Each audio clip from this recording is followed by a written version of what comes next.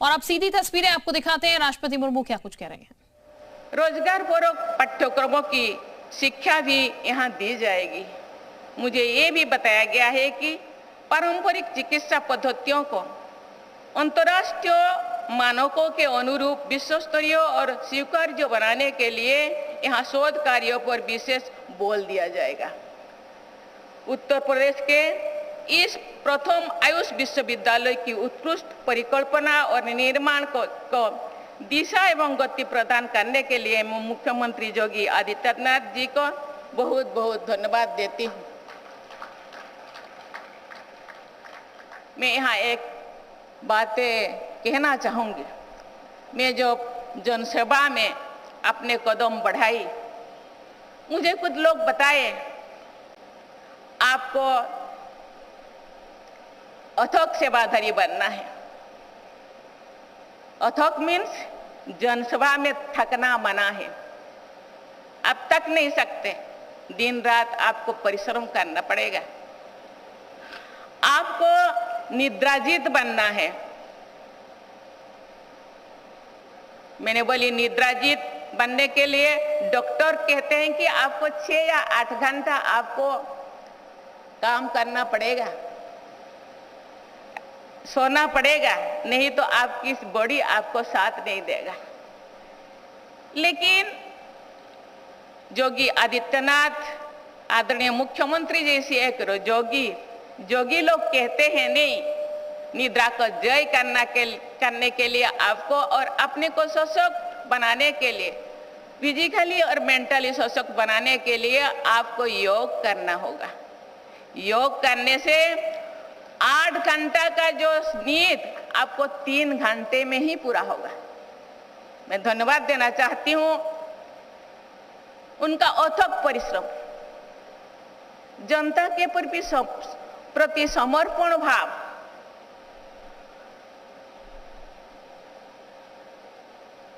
मैं आज इस एरिया में बहुत सारे इंफ्रास्ट्रक्चर सुविधाएं, चाहे स्वास्थ्य हो, चाहे शिक्षा हो, चाहे कृषि हो, हर क्षेत्रों में जनता को समर्पित है। लेकिन भाइयों बहनों, देवियों और स्वजनों, जनता के प्रतिनिधि अथक परिश्रम करते हैं, निद्राजीत बनते हैं,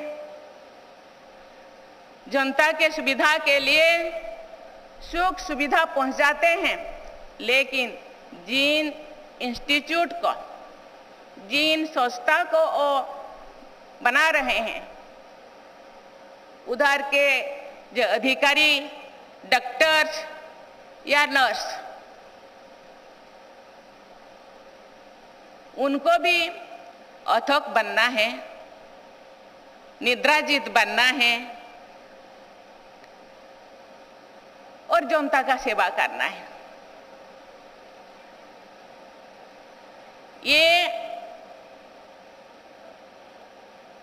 जिस दिन इस क्षेत्र में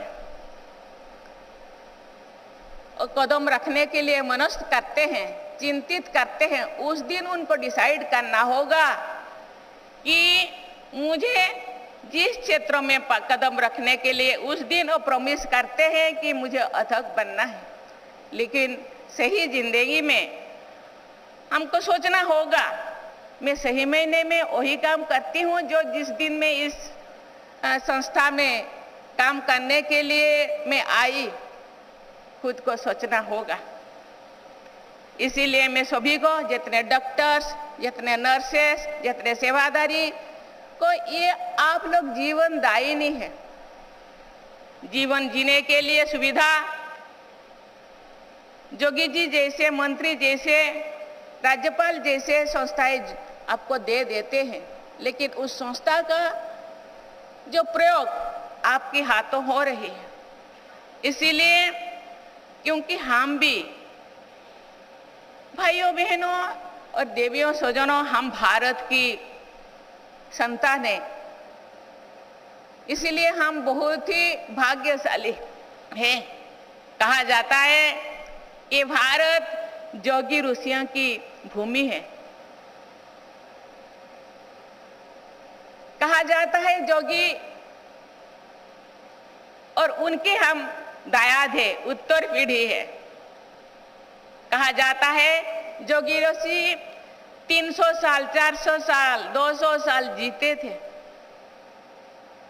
कहा जाता है ये जो शरीर पंचभूतों से तैयारी हुआ है, जल, स्थल, आकाश, ये जिस चीज को हम अभी लेते हैं, इसीलिए ऋषि बागभट कहते हैं जिंदगी जीने के लिए उसको जो पूछा गया, उसको पूछते हैं कि जिंदगी स्वस्थ रखने के लिए क्या चाहिए। हितभुक, ऋतभुक और मितभुक। हितकर, मित और सात्विक।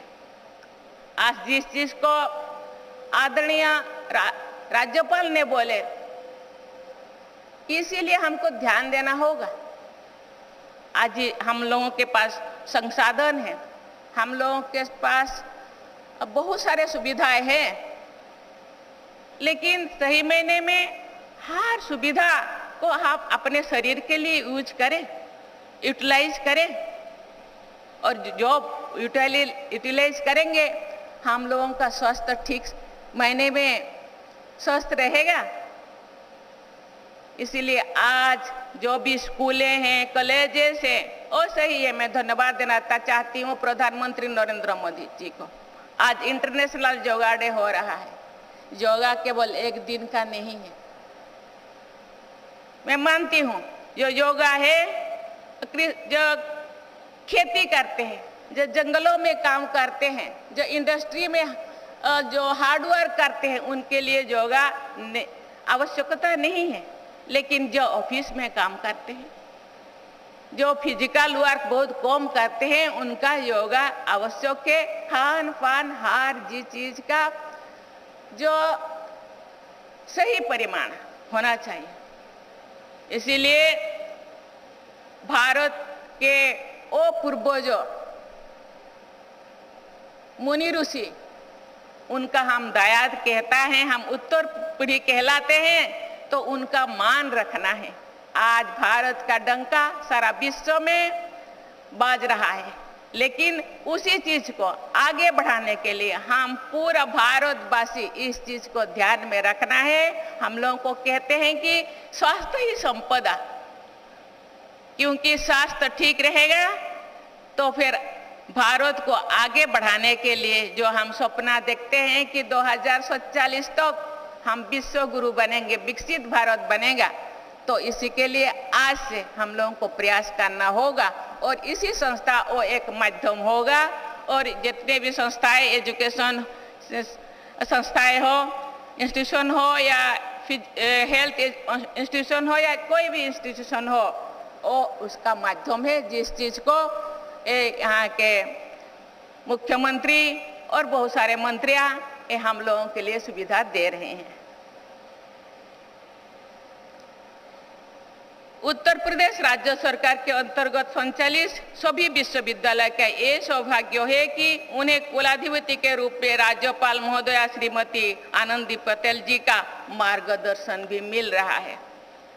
देवी और स्वजनों, आयुर्वेद, योग, प्राकृतिक चिकित्सा तथा सिद्ध जैसे भारत की पुरातन प्राणियों में समग्र और सार्थक जीवन जीने का वैज्ञानिक पद्धति बताया गया है।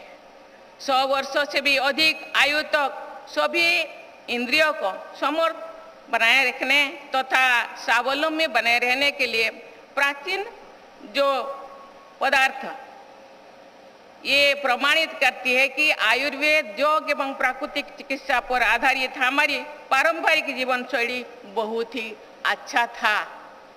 उसको हम लोगों को फॉलो करना पड़ेगा।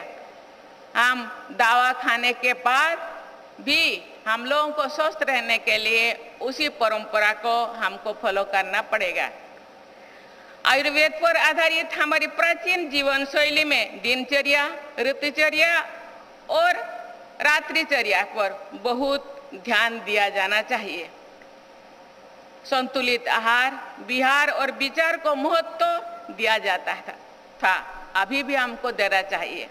हमारे यहाँ आरोग्य को धर्म, अर्थ, कामों तथा मोक्ष की उत्तम आधारशिला माना गया है। आयुर्वेद हमारी धरती से जुड़ा हुआ है। हमारे खेतों में, हमारे जंगलों में औषधियों, वनस्पतियों और जड़ी बूटियों का खजाना आज भी मौजूद है।